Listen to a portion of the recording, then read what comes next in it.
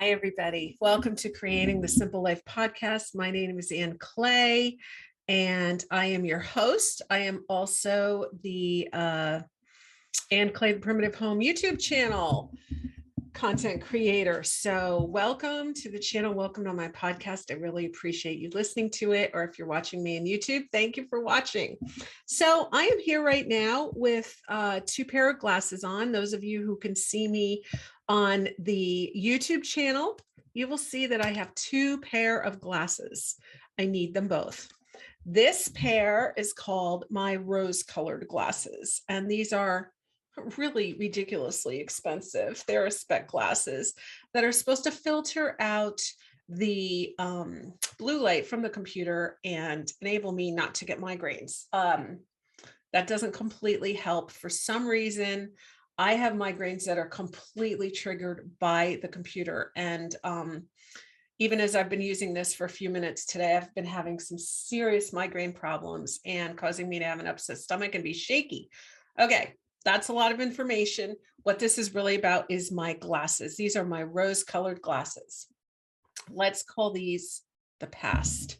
And then I have these glasses that are my cheater glasses. They're my current glasses for my current state of eyesight, which, because I am well beyond the years of 40, I have presbyopia, which means that the arteries back there have hardened a little bit and I cannot see as well. And I need these glasses, which are number 2, actually magnification, to be able to see the computer.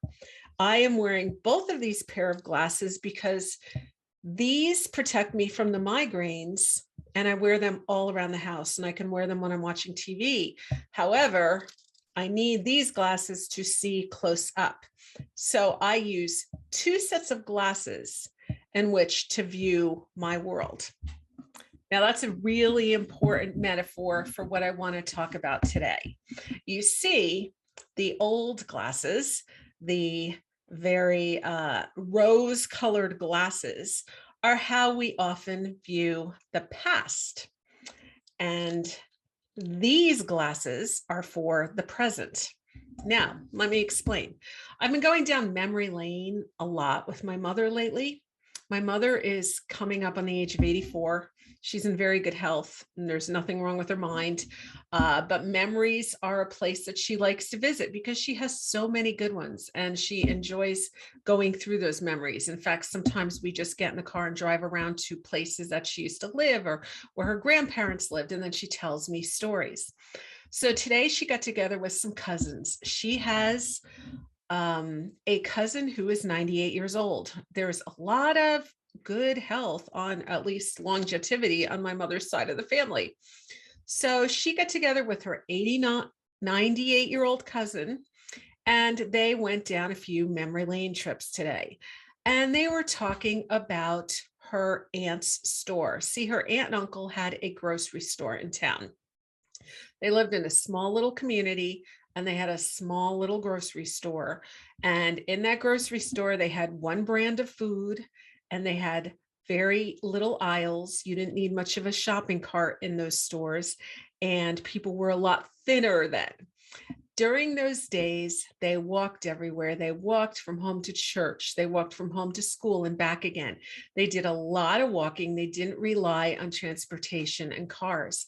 In fact, it's only been in the last 100 or so years that we've really relied on cars. Before then, there were no cars, and there were streetcars, and there was walking, and people were in better health. And now we have this problem of too many vehicles. They cost a lot of money to service and upkeep. We have to work harder to pay for those vehicles. And now, of course, we have the rising gas prices.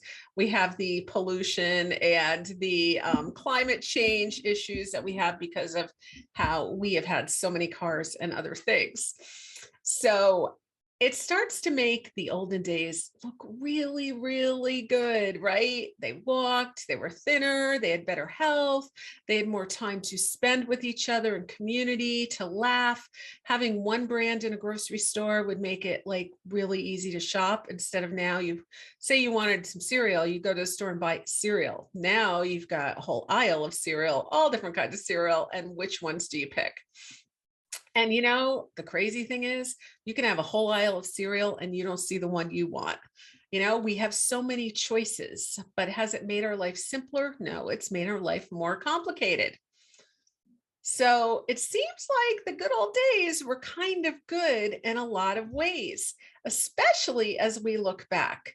Now, if we go back to my good old days, which were more recent than my mother's, but still pretty far away, we're talking the 1960s.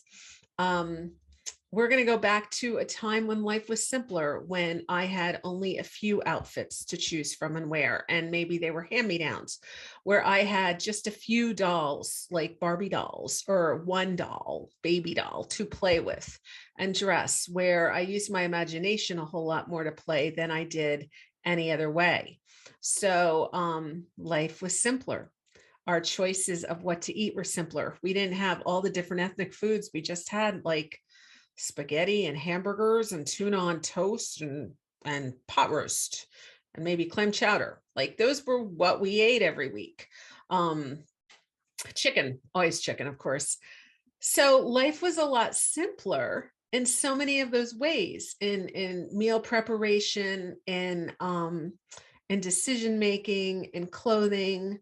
We had a lot less that we decorated with. We didn't go and find seasonal decor and decorate for every single possible season. We decorated for Christmas and that was it. I mean, really, maybe we'd have a fall wreath or something, or a fall table centerpiece, but we didn't change out all our pillows and all our curtains and everything for every different season. We kept the house the way it was, and we didn't have to store a lot of items, and we didn't have to purchase a lot of items. The rose-colored glasses, the good old days when life was simple. Sometimes we romanticize the good old days years ago, and we talk about this a lot, like 250 years ago, how times were so much simpler in so many ways. And yet they weren't. America was fighting a civil war. Well, fighting a revolutionary war and then a civil war. So there were wars right on our land. There were a lot of real and present dangers. There was starvation. There was the elements. There was disease. That diseases that could take out so many people that wouldn't take us out now, even though we've just come through a very scary pandemic. We still look at those old days as times were simpler. So I have been thinking a lot about this, because do we want to live in the old days or do we want to live in now? I think if any of us are honest, we would not trade the old days for now. We may laugh and say, I was born to be in those olden times, but were we really? Because I know I love the basic necessities that we get in life now. I love having a roof over my head. I love being able to heat my house. I love being able to use the washer and dryer. I love hopping in the car and being able to go anywhere. I love having options at the grocery store. I love eating ethnic foods. I love travel. There are so many things I love that are only available to me today. I love the computer. I love research. I love the World Wide Web, that you can just type in any question and come up with a million answers on Google. I love those things. And at the same time, I'm craving some of the things of old. I'm craving the simple life where people just walked to school and back. Even though, honestly, would I want to walk in a snowy, gross day? Probably not, because I don't have to. But I crave that simplicity. I crave the thin body that comes with having so much exercise and getting out a whole lot more. It's a whole lot more healthy. I crave having less choices in a way. So today I'm going to propose this really simple little thing, that we combine the rose-colored glasses from the old with the magnification of the present day and put together our own life. I mean, really, we don't have to be black and white. We don't have to be extreme on either way. We can be in the middle and take the good things from the old and the good things from the present, put them together and create our existence, create our world, in as much as we have the power to do so. So I just like to challenge everyone to think about that. What are those things from the good old days that they wish they could recreate? For my mother, one of the things from the good old days was getting together with the cousins. My Auntie Mamie did that. She did that on Sundays after church. They'd have donuts and they'd have coffee, and the cousins would get together and catch up. And those were the good old days. Can we recreate them and getting the cousins together again? Yes. Can we recreate taking walks and walking places? Yes, we can. If we live in a community, we can just decide, hey, I'm going to walk to this place on Sunday or whenever instead of driving. We can recreate some of those things from the past, those simple things, into our present. I think about with our decorating. We don't have to go to the store and buy multiple things for every season so that we can decorate like crazy. So that when you walk in the house is like spring magnified. We can have just a few items in a few rooms that tell you that spring is here. That's what I've done this season. And I got to say, I love it. I mean, I'm loving it way more than I ever did when I bought all those things and put them all around the house. We can do that with our house. We can be simple. We can do that with our food. We can be simple and make a menu and just stay by that menu and keep the food simple. We can do that with virtually every area of our life. And that's really what this channel is about. It's about finding what your simple is and incorporating it into your life. So I've found a simplicity in being very simple. I've found the simplicity in taking the excess out of my house and not putting a lot of clutter around. I've found that it's restful for me and it's a place to rest my eyes. And yet I found the complexity of having a dishwasher and a clothes washer upstairs very simplifying.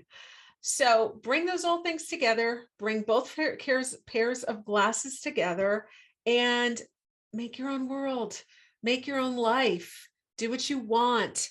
We don't really need permission to do what we want, do we? But I think sometimes we get caught up in ideals like, well, I have to be a minimalist, or I have to be a maximalist, or I have to, decorate in this style, or I have to be a total vegan. Well, maybe you're, 4 days a vegan and 3 days eating meat, or, there's so many gray areas in between that will really work for us. And I think that's what I've found in my home. Even the rooms that I've authenticated, there are some more modern things because that's what I like. That's what I'm comfortable with. That's what I want. And you can do that too. So think about that this week. What works for you? I want to thank you guys for listening. Please visit my channel, Ann Clay, The Primitive Home.